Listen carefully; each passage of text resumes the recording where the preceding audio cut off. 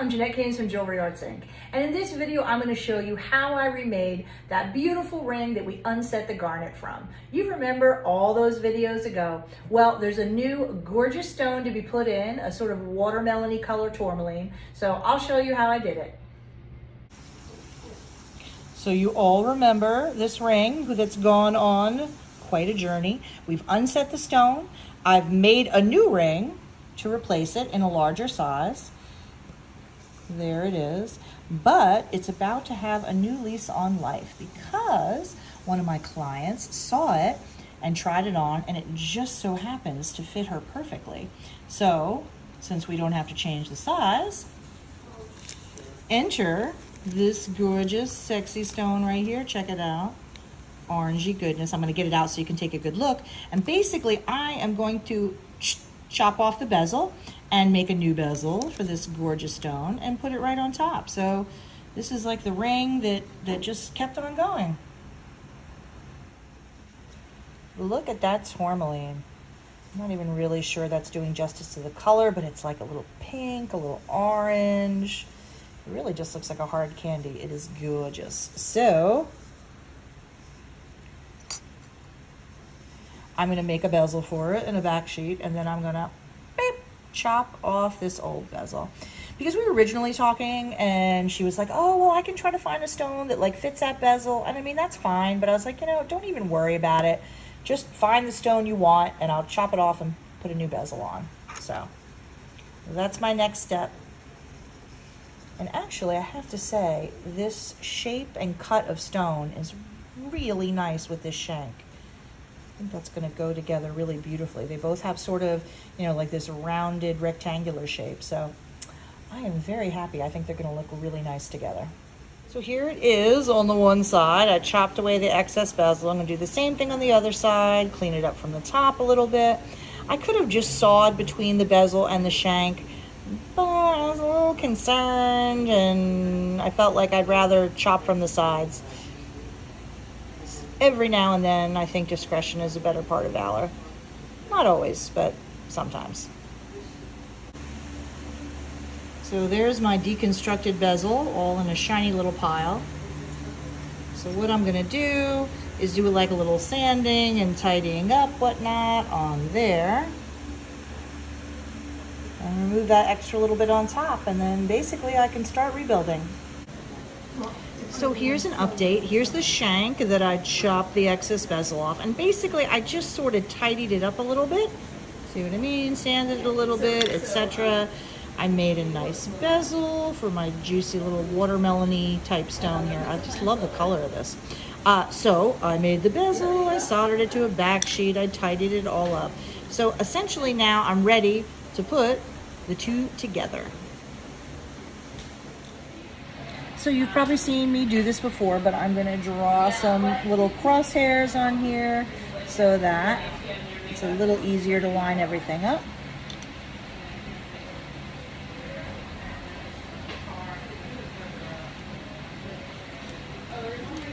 Okay. And I probably used 18 karat solder with my seam originally. So I am going to put a tiny bit of like a stop flow in here, just so that my original seam doesn't reflow and go anywhere naughty. It's fine if it reflows a little bit, but I just want to take that extra precaution. So I'm going to apply some of our custom stop flow, if I can get the bottle open. Operator error.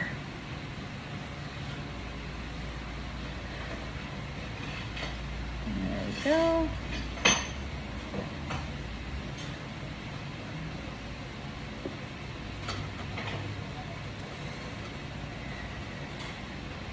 And when I need it in a really specific spot, I usually use a really pointy toothpick rather than a brush because it's a little more exact.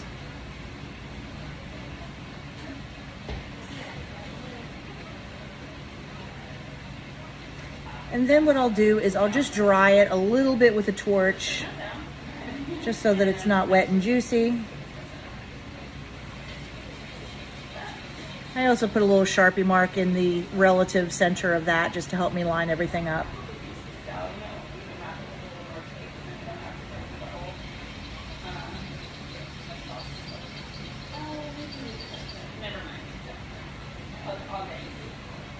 can also use ochre. Ochre is filthy and hard to get rid of, but it works really well. So just, you know, whatever floats your boat. Let me get my stone off the heating surface. I could see that ending badly.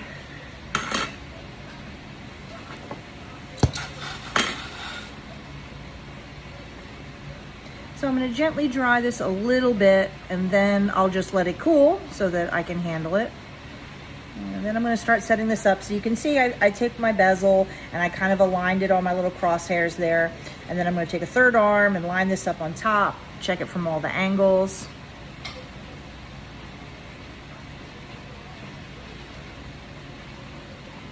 There we go, and let that cool for a sec. By the way, that's not a great way to tell if something's hot, by gently touching it, so maybe you guys shouldn't do that.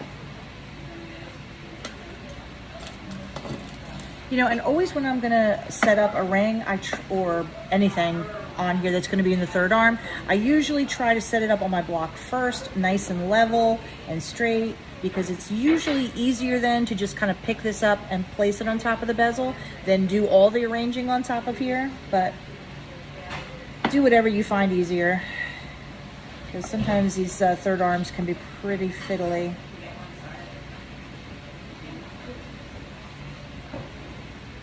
Check that.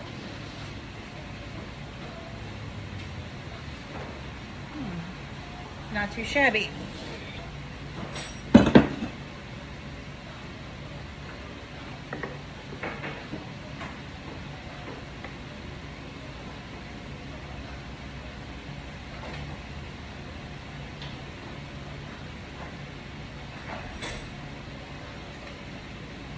It looks pretty good from the front, but let me check all the other angles.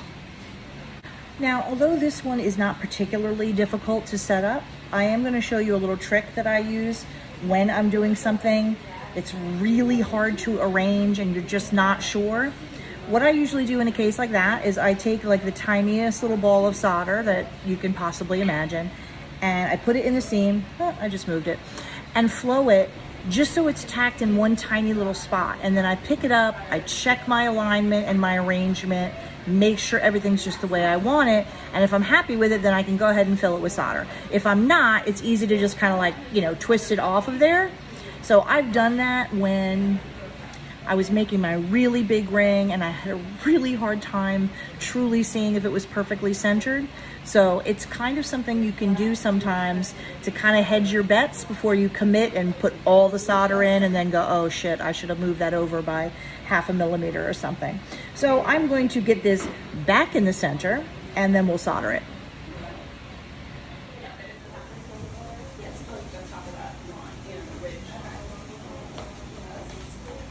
So I made a tiny, tiny, tiny little ball of solder right there. And that's the little piece that I'm gonna use first to make sure that this is in the right position. And like I said, this particular setup is not that complicated, but this can be a really good way for you to hedge your bets when you're doing a tricky setup. So I'm gonna show it to you today. Okay, so I'm gonna flux a little bit as per usual. And then I'll put that little tiny piece of solder on there and flow it. Yeah, you need to sand both sides a little. Yes, I'm definitely sitting here talking to myself with my phone positioned right here. Oh, sorry. I mean, I am weird. This is true, but Lumps and bumps that are holding it away from the edge. and when I talk to myself, it's more like I mumble. Yeah, on the outside. Once you've made it oval, once you've got it level, and made it an oval, and made sure. Okay, so you see that little tiny piece, the most ridiculously tiny piece of solder. Sand the outside of it until it's smooth. So you put on the inside of the other thing. And you know, this is not a method that I do all the time by any means, but if I'm just like worried about it, that I can't quite see if it's right, then I do it like this. Of course, now I can't even see if that little ball of solder came off of here. Mysterious. I'm going to dry my flux a little bit more and see if it appears. Yes, there it is. A little tiny piece. Okay, so I'm going to turn my flame up. And you know, whenever you're doing something like this, you're kind of heating both. You're heating the shank and the bezel so that they both get hot, so it kind of draws that little piece of solder right in there.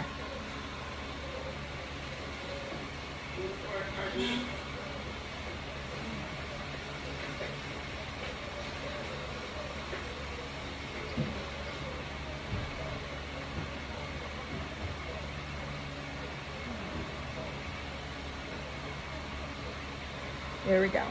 Okay, so it flowed in there, and obviously since it's such a tiny piece, it's just gonna be enough to hold it in place that I can pick it up now. I can look at it from every angle, and if there's anything I don't like about my arrangement, I'll take it and kind of pop it off there.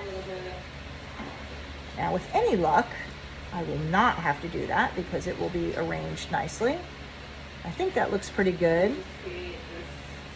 But I'll throw it in the pickle and take like a close-up so you can see what I'm talking about. So here's a close-up. My shank is indeed in the right position, so I can now go ahead and solder with impunity. But you see that ridiculously tiny little solder ball that I melted on there? Just enough to tack it in place so that I can take a really good look at it. So just keep that in your memory banks for when you have a really tricky setup. So I'm gonna dry off the flux, and then I'm gonna put a couple pieces of the 18 right in there.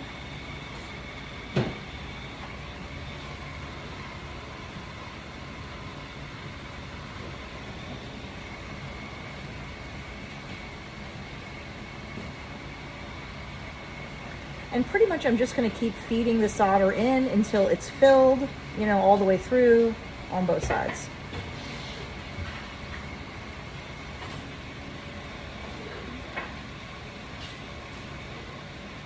Of course, again, I seem to have lost a piece of solder.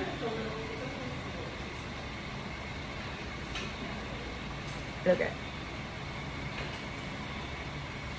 And you see how I heat the shank and the bezel, so it'll kind of draw that solder right in, like so.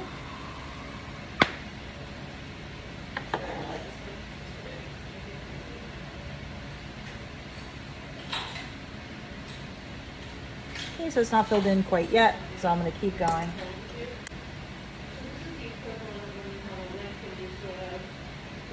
And I'm also, if you haven't noticed, I'm adding a little flux from the back as well, because eventually when this fills in, I want to make sure that that solder flows all the way back here. So you always got to make sure there's a little flux where you want your solder to go, so that it wants to go there too.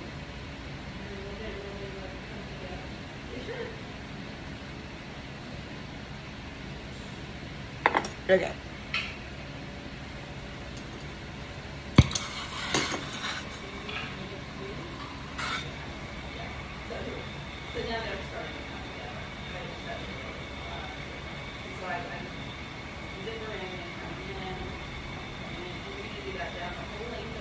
And you notice how I've got a little more heat on the shank than on the bezel, because the shank is thicker than the bezel. There we go.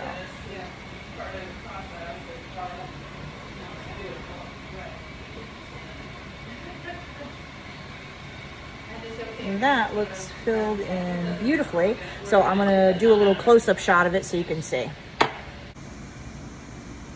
Okay, so here's from the one side. Looks nice and filled in to me. Flip it around to the other. That looks nice and filled in as well. So I'll throw it in a pickle and we'll take a look at it when it's clean. So this side is all beautifully filled in and lovely. However, there's something naughty on the other side.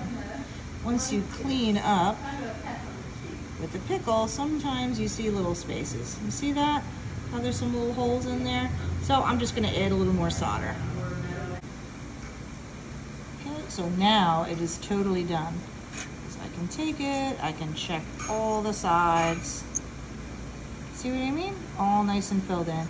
So I have just a tiny bit of cleanup to do on the side, which I'm gonna do, and then pretty much let's get ready to set. So I just check it from all the angles and make sure there's no little pinholes or anything anywhere, but it's all nice and filled in. See? So you see, I just sort of spiffed it up with some green paper So it's looking all tidy now. Pretty much I'm ready to start making my inner bezel.